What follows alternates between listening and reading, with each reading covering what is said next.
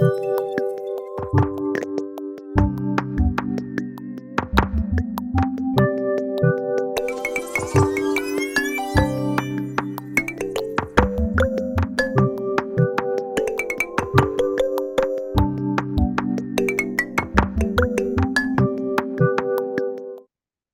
well, welcome everybody to the Lunch and Learn webinar.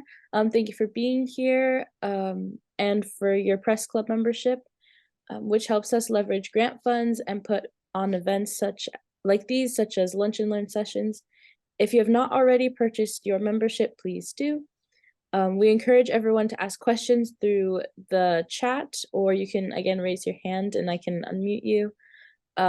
We'll be turning all your mics. We'll be turning off all the mics throughout the session, but again, just like raise your hand or put questions in the chat. I'll be sure that they get answered. We like to give a special recognition to the Atwood Foundation, which supports us through the funds through the Alaska Center of Excellence Journalism Fund. Thank you for being here, and I'll pass it over to Brian. Brian. Yeah, so hi. If you don't know me, my name is Brian Benoit. I've been a reporter and a photographer for about the last 3 years now. And yeah, I've just kind of noticed that a lot of places like newspapers and radio station websites, it's really easy to keep using the same stock photos over and over again. So I wanted to do this and kind of give you guys some ideas on how you can increase those libraries and do something other than like the same 4 or 5 borough city building photos that you've used for how many years. Yeah, I got into photography just about 3 years ago. It was 2020. I just got bored in the pandemic and picked up the station camera, started shooting with that before I bought my own. And yeah, I think especially now that the Alaska is really starting to catch up with downstates with when it comes to web, a lot more people are having internet access. And I know here in Kodiak, our online numbers shot through the roof when we had a tsunami warning last weekend. So let's give them more things to look at other than just like screenshots of Google Maps. So let's get started. So the number one thing I want you guys to think about is straightening your horizons. This is my number one pet peeve. I've talked to a few people around the state, just like the number one thing is make sure your horizons are straight. We don't hang our frames crooked on purpose most of the time. We don't put our photos on web when they're kind of slanted. They're all just straight rectangular. So just make sure that's number one. I want to get that out of the way. So let's keep going. Yeah, so the things we photograph most are boats, buildings, and people. Boats, because obviously a lot of us are covering fisheries all the time. Buildings are great if you're covering like a museum, your local borough, your city government, anything like that. It's good to have a good plethora. It's good to have a plethora of building photos just from around town or just sweeping photos of your downtown if you have one. And people, obviously, we're doing interviews all the time to get tape, to just get quotes, to make sure that we're having things right for fact checking. It's good to have, these are kind of the 3 main things that we're going to cover when it comes to subject matter. So we're going to go over boats first. Yeah, there's tons of stories about harbor repairs, fisheries. So it's good to have that. And so the first thing is just go to the harbor at different levels of tide. You can kind of see over here, it's kind of higher water. You can see there's a slight reflection of some of the boats in there. So if it's low winds and high water, it's a good time to look for that and play around with that some. And this one, I don't know if the chat thing might be covering it, but you can see it's low tide, at least in Dillingham. And I know probably in a few other ports too, when it's really low, some of the boats, especially towards the edge, are going to be docked on land. So if you're having a really slow season, it's good to have something like that. You can get them at sunset or midday, shoot from all the different directions. You can zoom in, kind of get really close up. You can see that I don't even have the whole boat in this photo. It's just the crews working. Or you can zoom out and kind of get more of a scene. Like you can see here is actually there's actually a Navy ship leaving Kodiak, and it captures a lot of the weather at the same time. So just feel free to play around with that, and the images are going to look completely different whether you're zoomed in, zoomed out. You can get boats while they're docked, unloading fish, crews working, like I just mentioned. You can also just capture in different types of light. Here's a couple of sunset photos. Here's one where a boat's just going across a beach that just happens to be near my apartment. Here's a very classic angle where you're just shooting from the bow of the ship, looking at the background. Here's I'm shooting through some weeds and grasses at some boats in the Dillingham Harbor. And then here I was just kind of playing with, I wanted to get these kind of tiger stripes you might be able to see. That's just light bouncing off the water and onto the boats. And it's kind of fun. It's just different. You see a bunch of different boats all at once. And it's good to have that kind of variety, just so that because a new photo is going to catch more attention than trying to repeat the same photo over and over again. Next, we're going to go over buildings. None of these look the same, even though they were taken on only 2 different days. These two were taken the same day. You see it's really cloudy conditions, and you can get really creative with buildings. You don't always have to do just a straight shot. Here's the sign. It's kind of a Wes Anderson thing.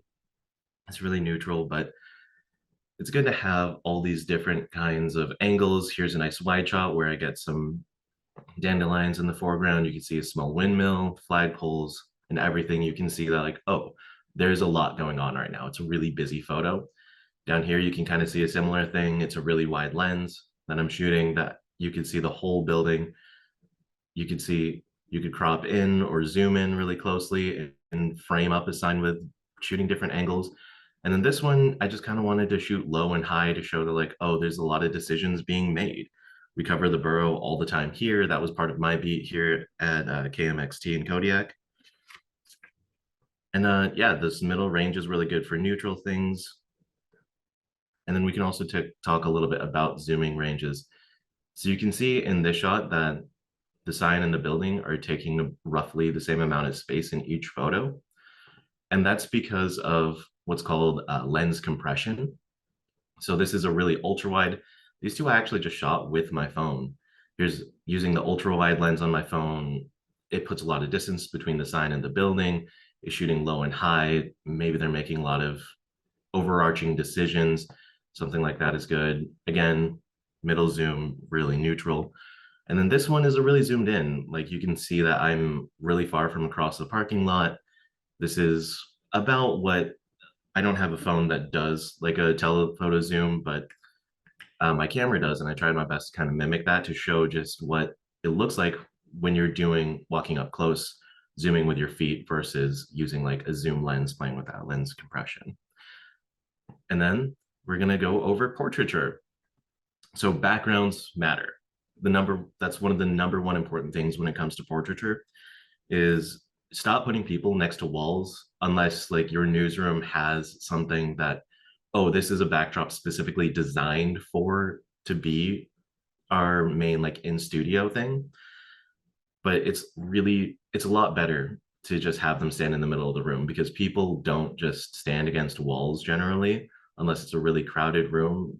Most of the time you'll have people kind of in the middle or near a wall, but they'll generally be away. It's very rare to have someone just like face on and then they're just like back is right against the wall. I see someone has a question. Trying to see. Can you hear me? Yeah, yes, I can Hello. hear you. Hey, thanks for doing this, Brian. I was just gonna ask if you could talk a little bit about like when you're doing portraits, do you have any strategies about ways to get people to act sort of natural and not just try to pose? What do you think about when you're doing that? Yeah, actually that is also in here. It's towards the end of the portraiture, but we can go over that now. Basically, my general thing is whenever I talk about portraiture is when it comes to posing, I think about what do I want them to do? What emotion do I want them to show? And so you give them prompts based on emotion. Like this is Belma Lorente. You could tell that she's a florist surrounded by flowers. So what I just told her was just like, you really love your job a lot, don't you? And it's like, yes, I do. And then she was smiling while she said that. So it's a quick and easy thing. Ben Milstein, the story was mostly about how the brewery was struggling. So I had him just kind of stand there proudly. It was like, you've done all this work, and it's just kind of asking people to acknowledge what's going on. Here's our superintendent. I just said, think about your last year here in Kodiak. Did you enjoy it? Was it tough? And then, so that's what she came up with. If you just want like a basic smile, I think I like to do mostly candid stuff. So I'll tell a stupid joke. Usually it's my favorite one to use is just, oh, pretend I said something funny. And most of the time people are taken aback by that. So they're just like, oh, that's kind of funny. That's cool. And then they'll just have that natural smile just from knowing that you want them to think of something funny and give you a natural smile. They just naturally do that. So that's kind of how I do the posing. Is that helpful? Yes, thank you so much. Yeah. Yeah. And so the next thing I could talk about is just meeting people in their environment. It's really easy to just like, oh, well, we're here. I'm just going to snap a quick photo. I want you guys to think about the backgrounds. I mentioned, like, yeah, can you tell from this photo that she's a florist, that what she does is be surrounded by flowers? Can you tell here that they're out fishing, that they just caught this fish, that they just let in gill? Ben Milstein, the story also included like how he's experimenting with spirits to get more customers in. So you can see he has that distiller in the back, but his main thing is still beer. So I still have all of the beer stills in the main background. And yeah, we have the superintendent here. You could tell that she's well read. She has all these books ready. She has a nice plant, really clean office. She has and yeah, she has her PhD right there. So she's really educated. These are all things that kind of tell you, whoever your audience is, like, oh, this isn't just some voice. This isn't just some wherever we are in the middle of the street. I didn't just run into them. I sought them out. I want to show you, I want to get you to read the story by looking at, oh, I like flowers. What does this person have to do with flowers? And the story was about how she prepares for Valentine's Day. So those are all things to think about before you even show up to do an interview. And when people do come to your office for interviews, again, take them away from the walls, have them stand in the middle of the room and compose the background around them. These two were actually shot in our office here in Kodiak. This is Mary Peltola. She obviously travels between Alaska and DC and all over the state. But what I wanted to show something that, oh, she's not just in Alaska, she's in Kodiak. So here's a map of Kodiak's road system. And yeah, it's blurry, but a lot of folks around here, our local audience, will be able to tell, oh, this is where our roads are. This is us. She came to Kodiak. They didn't just take a stock photo from her in Anchorage. And it's the same thing with, this is Travis Cooper, who manages a lot of the trails around here. I have the same map. There's a lot of trails along the island, and it just shows, oh, this is part of our office. We don't work in a void. Why do we show them in a void? And that's something I actually learned from working in TV. These are both real angles that we used to use all the time. This is just shows, oh, this is our station. Those are the TV station I worked for.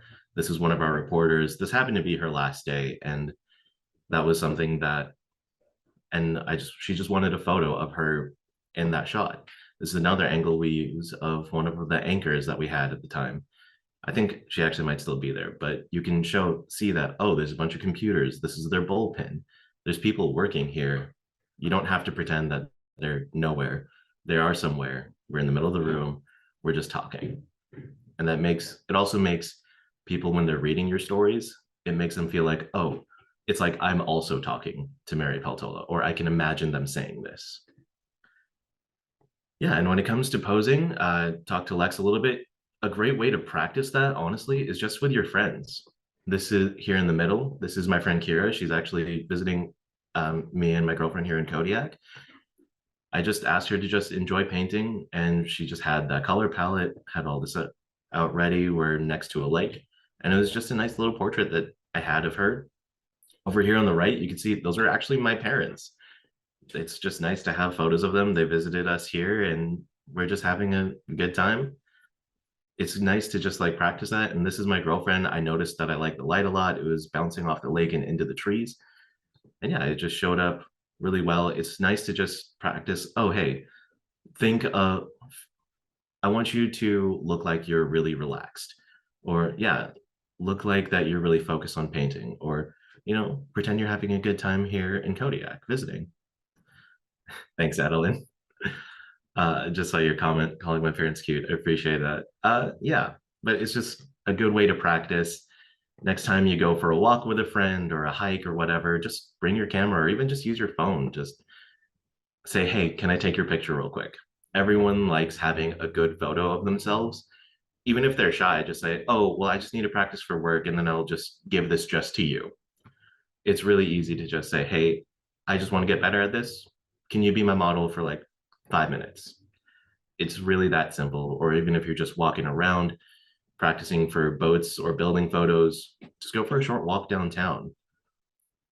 A great time to practice any of these things in general is just when on those days when you have like 20 emails that you have out that you are just waiting for responses on. Maybe you left like 6 voicemails. I'm kind of having one of those days right now. I'm trying to get a hold of some folks and I'm not hearing back. So this happened to work out that today was when I'm doing this. Yeah, or even if you're just in your station, these are both taken from my desk. I'm just practicing to, I'm just taking a photo of like the satellite dish and the plant because one of the things that's good to keep practice of and know how to do is use your camera one-handed. And that's fine if you're just using a fully automatic mode, but your camera probably has a few different automatic modes. So just hold it one-handed. All you really need to be able to do is use the power button and the shutter button. So just play around with that. Honestly, that's how I got into it. I used to take photos of people in the office all the time at KDLG. I still take photos of just this satellite dish, this plant. It's totally fine. You don't have to post those. I'm sharing these because I wanted to give an example. Like, it's okay to take a bad photo. I do it all the time. I just don't publish those anymore. The other good thing to play with is if you're sitting in your office playing with your camera, play with the zoom. Get used to how it feels at each focal length. Think about, oh, well, my wide angle is going to show about this much. So like if I'm looking at my eyes, I can see my hand until about right here.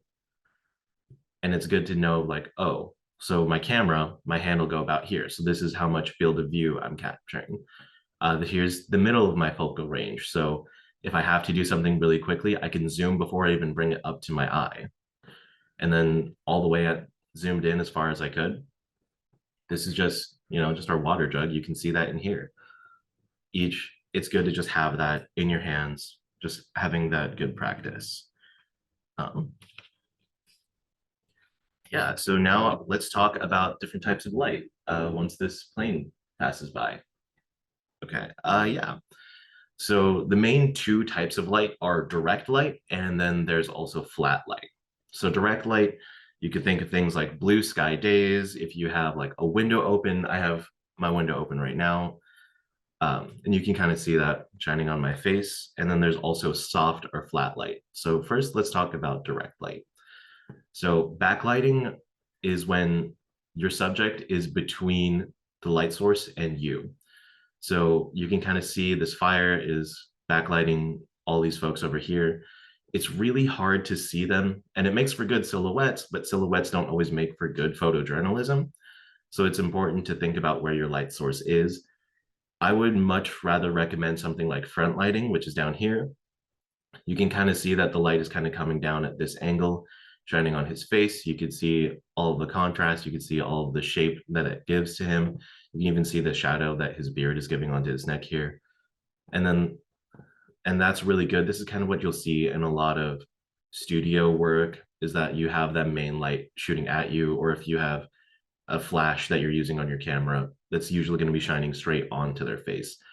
And then the last type is side light. This is personally what I prefer to use from day to day. I have my window to my right now, and this was an open door right here. You can see that kind of brighter beam. And it just takes your eyes a little bit more into the photo. It gives you a lot of depth. You can see these lighter sides with a darker side kind of arching around each person. Even on his face, you can see that, oh, he's a lighter side and a darker side. It brings a lot of depth, a lot of shape, and that's kind of, and this is my ideal setup. Front light also works, but I think that looking at that shape, looking at what direction your light's coming from, If you have a lamp nearby, again, windows work great for that. And if you're at a bonfire, then that just happens to work too. Um, and the other type of light is flat light. So think like cloudy days or rainy days, or you just have like your general fluorescent lights on in an office, maybe switch to LEDs, but just kind of the ambient light switches. Those are the kinds of things to think about. It's really even. There's not a lot of shape to it, but it's good for capturing a whole scene. Um, this is just a little band that was playing for Crab Fest. Down here, you could see there's just some kids handing prizes to each other from a parade. And there's not a lot going on, so it really helps you focus in what is the subject matter. At least for me, the first thing I notice here is that this guy's playing a banjo. There's a drummer back there. Guitars, that's cool. Where are my eyes going here? And it's mostly to these kids. That's the first thing I look at.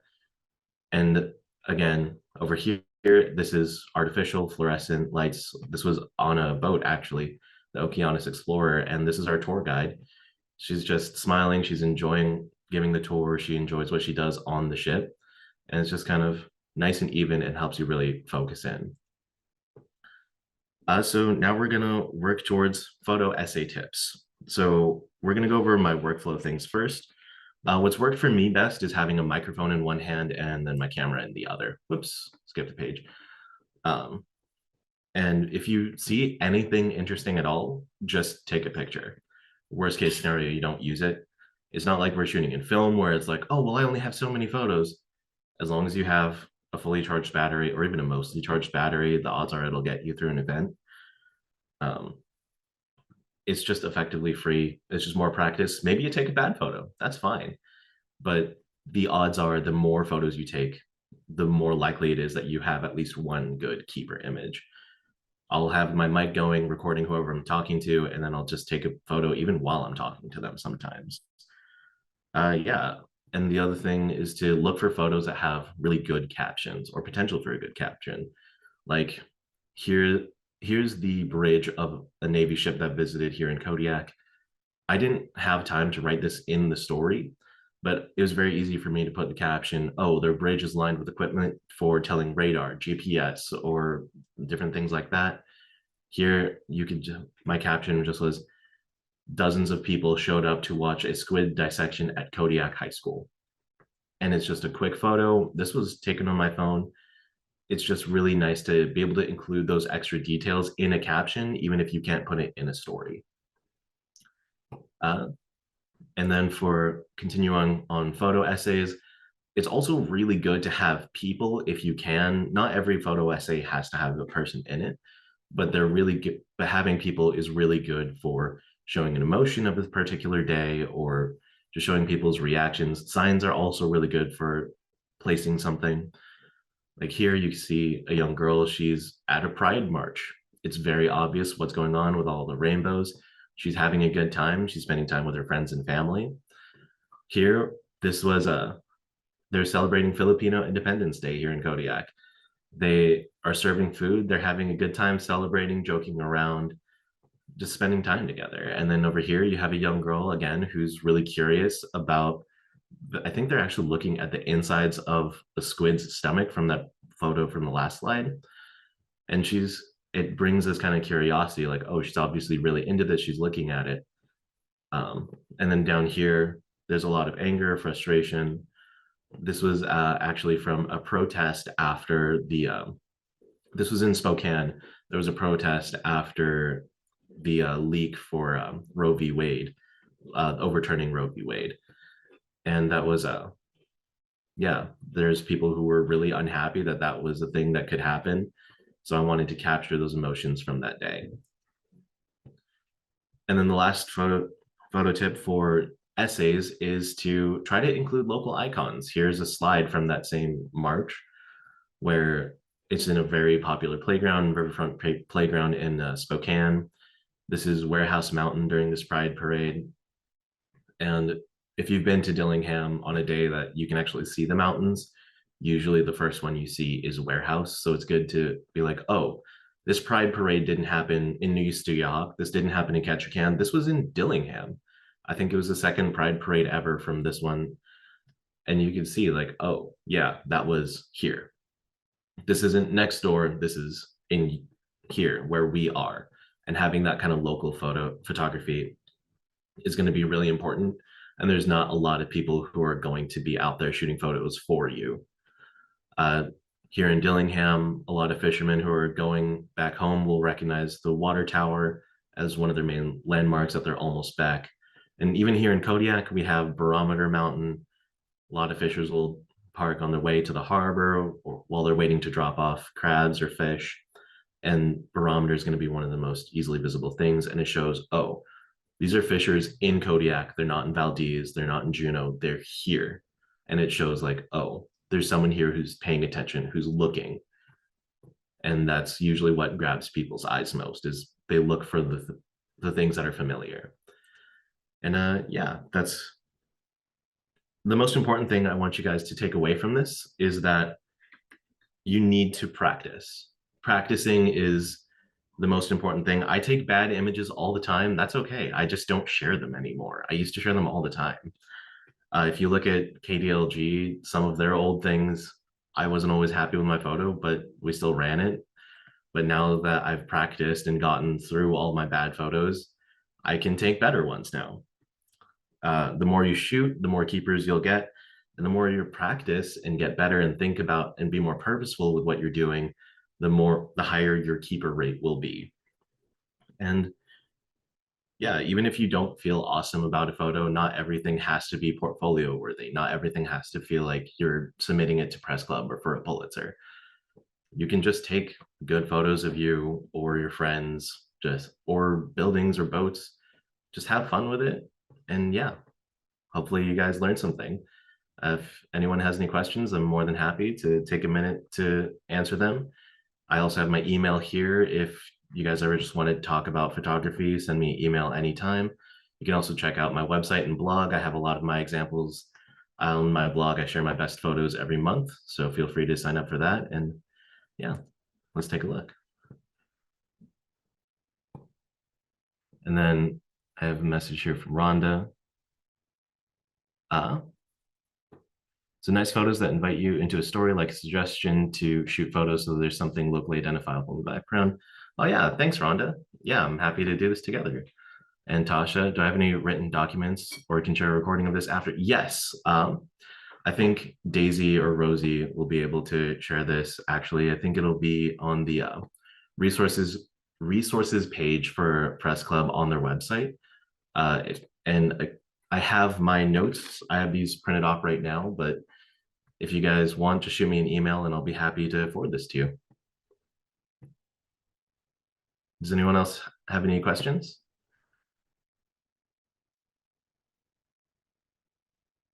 Oh, so what recommendations do I have for shooting with an iPhone since there's not as much depth? Yeah, honestly, I have my iPhone. The biggest thing to get nice blurry backgrounds is they do have a portrait mode on a lot of the newer phones. So that's really good for getting a blurry background, but to get a lot of the more classic, what you'd expect as a blurry background, is having your phone closer to the subject or using your telephoto lens and then putting distance between your subject and what the background is. So that's kind of how you can get the shallower depth of field look to things. And that's kind of the classic way of doing that. You can also just like pinch in and zoom in on phones too and get a similar effect if you don't have like the third lens for your phone or Android or whatever.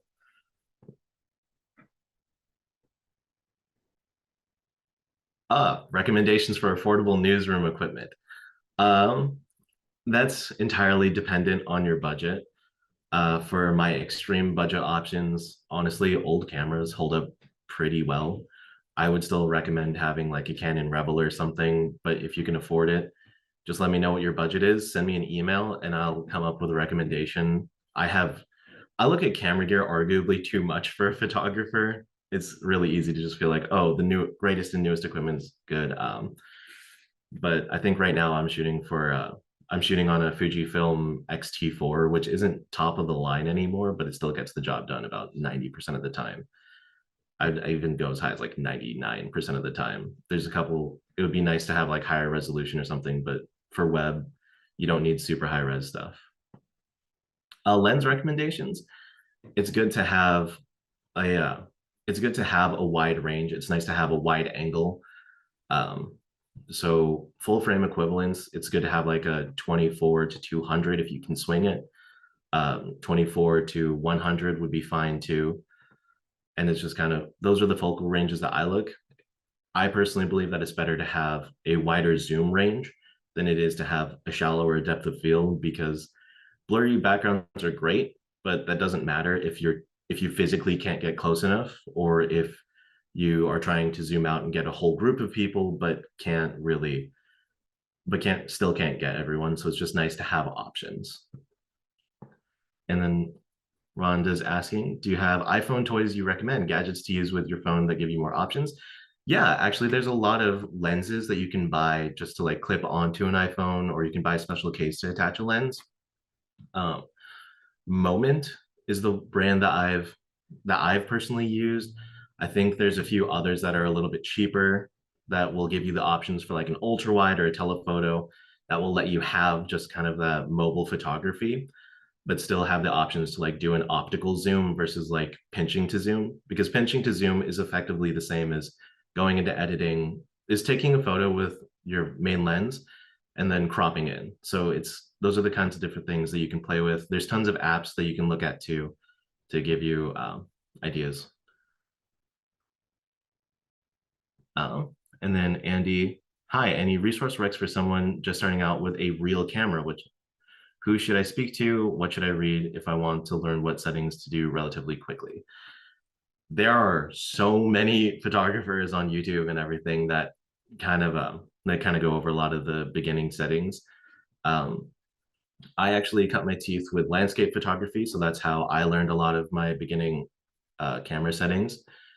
That was kind of, and I learned from folks like Mark Denny. He was great. Peter McKinnon is a really popular photographer. And those are kind of some folks. It's really quick to just Google, like, oh, how do I learn about aperture, or Googling the exposure triangle, and there's plenty of resources. Um, it might be actually be easier for me to just like kind of cull through that for you. So if you send me an email, then I can just like look through and pull out some graphics or something, if that's easier for you. Yeah. Hopefully I've answered your guys' questions to at least in a way that's helpful for you. If you have any follow-up questions, I'm still happy to cover any of those.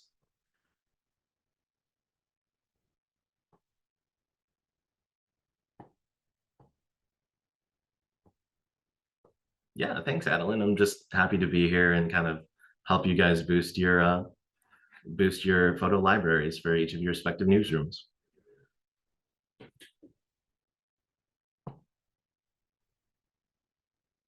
Did anyone else have any questions? Yeah, thanks, Andy.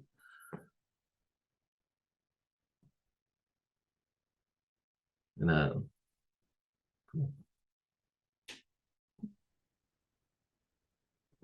Yeah, I that can't tell was, if anyone's I just typing. wanted to say that was super informative, Brian. As somebody who wants to dabble in like photojournalism, this was definitely like an eye-opening um um um session. But yeah, that was really cool. I think my like personal takeaways was the landscapes. I think I would have never like thought of like taking landscapes, or taking like not landscapes, but taking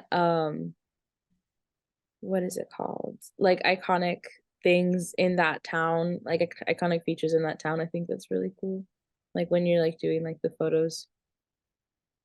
Yeah, and it's just a good way to be like, oh, I didn't pull this from Getty. I care. I did one thing. And then a single image will go a long way for local photography, because a lot of the people are here are covering small places and don't have tons of photographers that they could just like text and be like, hey, can I use this image? It's on Yeah. us. Yeah. Nice. And then Adeline's asking, will this be available on the website? That I do not know. Maybe I I'll can jump in here. Yes, we have a YouTube channel, Press Club does, and it will be there and on our resources page on the Press Club website. Thanks, Brian, for allowing us to record so that people who aren't able to be here are able to learn from what you have to share. Yeah.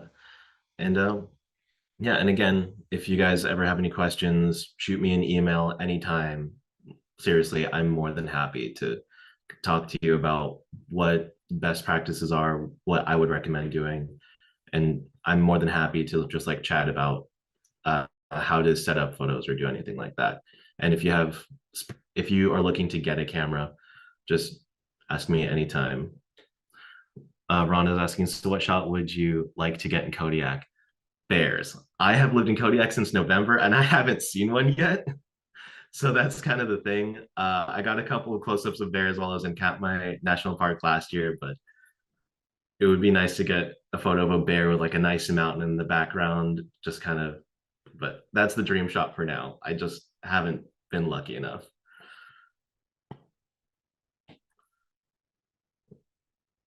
Yeah, that's really cool. I've also wanted to go to Kodiak to see the bears because I know that's kind of like the iconic thing like of Kodiak is just the bears. Yeah. Yeah, and again, email me anytime. My blog also, I put all of my best photos from every month. It's not every photo I take in a month, but it'll have some of my favorite photo essays or my favorite landscapes. So just reach out anytime and yeah, keep an eye out for any of the projects that I'm doing moving forward. Yeah, I just wanted to say thank you to everyone for coming in and listening, and asking your questions and participating in this lunch and learn. Again, thank you to the Atwood Foundation for being such a supporter in journalism in Alaska, and I hope you all have a great afternoon.